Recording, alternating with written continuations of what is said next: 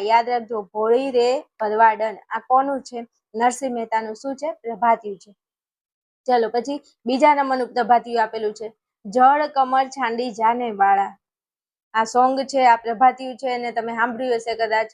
હે જળ કમળ છાંડી જાને બાળા, સ્વામી અમારો જાગશે, જાગશે તને મારશે, મને બાળ હત્યા લાગશે.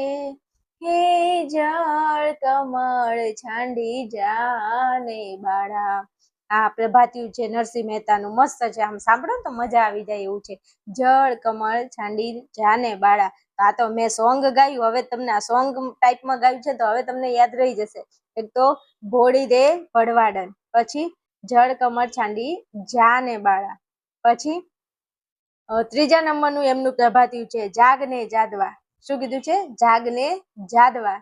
હે જાગને તું જાદવા, કૃષ્ણ ગોવાળિયા, તુજ વિના ઘેનમાં કોણ જાશે. હે જાગને તું જાદવા. જો આ ગાઈને સંભળાયું છે એટલે ભૂલી ન જતા, નહીં તો મોજ નહીં પડે. પરીક્ષામાં પૂછી લે કે કોઈ પણ પ્રભાતિયા બે સમજાવો, લખો તો તમારે લખવા પડે, જે યાદ રહે લખજો, જળ કમળ છાંડી જાને બાળા અથવા જાગને જાદવા.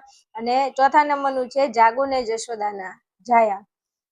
જાગો ને જશોદાના જાયા વાણલા વયા, જાગો ને જશોદાના જાયા વાણલા વયા,